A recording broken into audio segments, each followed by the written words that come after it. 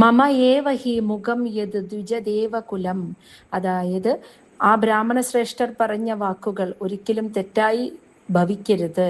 കാരണം ദ്വിജദേവകുലം, ശ്രേഷ്ഠരായ ബ്രാഹ്മണർ എന്ന് പറയുന്നത് എൻ്റെ തന്നെ മമയേവ ഹി മുഖം, എൻ്റെ തന്നെ മുഖമാണ്. അതുകൊണ്ട് അവർ പറഞ്ഞ വാക്കുകൾ, അവരുടെ ആഗ്രഹം ഒരിക്കലും തെറ്റായി പോവാതെ നോക്കേണ്ടത് ഞാൻ തന്നെയാണ്. അത് തീർച്ചയായും സംഭവിക്കണം. അതാണ് ഇവിടെ ഭഗവാൻ നൽകിയ അനുഗ്രഹം. അപ്പോൾ ഇവിടെ അല്ലയോ ഋഷിമാരെ, നിങ്ങൾ പറഞ്ഞതെല്ലാം ശരി തന്നെയാണ്. പക്ഷേ നിങ്ങൾ ആവശ്യപ്പെട്ട ആഗ്രഹം അത് അത്യധികം ദുർലഭമാണ്. കാരണം നാഭി രാജാവിന് എനിക്ക് തുല്യനായൊരു പുത്രൻ ഉണ്ടാവണമെന്നാണ് നിങ്ങൾ പറഞ്ഞത്. പക്ഷേ അദ്വൈതത്തിലൂടെ നോക്കിയാൽ മനസ്സിലാവും എനിക്ക് തുല്യം ഞാൻ മാത്രം തന്നെയാണെന്ന്. അതുകൊണ്ട് ഞാൻ തന്നെ ആയിരിക്കണം മകനായി വരേണ്ടത് എന്നർത്ഥം.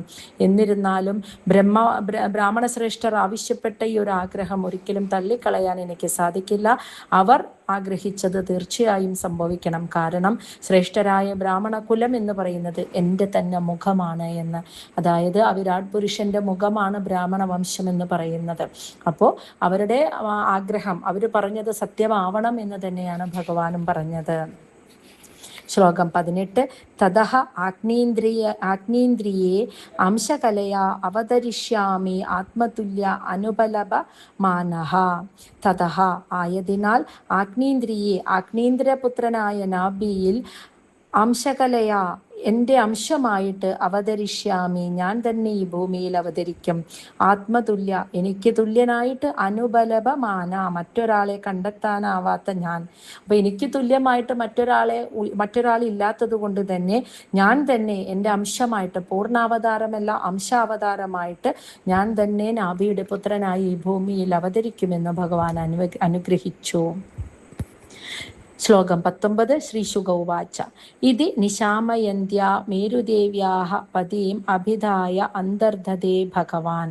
ഇപ്രകാരം നിശാമയന്ത്യ, എല്ലാവരും കേട്ട് നിൽക്കെ, മേരുദേവ്യാപതി, മേരുദേവിയുടെ ഭർത്താവായ നാഭിയോട് അഭിധായ, ഇപ്രകാരം പറഞ്ഞിട്ട് ഭഗവാൻ അവിടെ നിന്നും അന്തർധാനം ചെയ്തു എന്ന് ശ്രീശുക ബ്രഹ്മർഷി പരീക്ഷത്തിന് പറഞ്ഞു കൊടുക്കുകയാണ്. ഇനി ശ്ലോകം 20. ബർഹിഷി തസ്മിൻ ഏവ വിഷ്ണുദത്ത ഭഗവാൻ പരമഋഷിഭിഃ പ്രസാദിതോ നാഭേ പ്രിയചികീർഷയാ തദവരോധായനേ മേരുദേവ്യാം ധർമാൻ ദർശയിതു കാമഃ വാദരശനാനാം ശ്രമണാനാം ഋഷീണാം ഊർധ്വമന്ഥിനാം ശുക്ലയാ തനുവവതാരഃ. ബർഹിഷി തസ്മിനേവ, അതേ യജ്ഞശാലയിൽ വെച്ച്, വിഷ്ണുദത്ത എന്ന് വെച്ചാൽ ഇവിടെ അല്ലയോ പരീക്ഷിത് രാജാവേ, ആ ഭഗവാൻ പരമഋഷിഭിഃ പ്രസാദിതഃ, മഹാന്മാരായ മഹർഷിമാരാൽ പ്രസാദിക്കപ്പെട്ട ഭഗവാൻ, നാഭേ പ്രിയ ചികീർഷയ, നാഭി രാജാവിനെ സന്തോഷം നൽകാൻ ആഗ്രഹിച്ചുകൊണ്ട്, തദവരോധായനെ മേരുദേവ്യ, അദ്ദേഹത്തിന്റെ അന്തപുരത്തിലിരിക്കുന്ന അദ്ദേഹത്തിന്റെ പത്നിയായ മേരുദേവിയിൽ, ധർമാൻ ദർശയിതു കാമഃ, ധർമ്മത്തെ കാണിച്ചു കൊടുക്കാൻ, ഈ ലോകത്തിന് കാണിച്ചു കൊടുക്കുവാനായിട്ട്. ആരുടെ ധർമ്മത്തെ?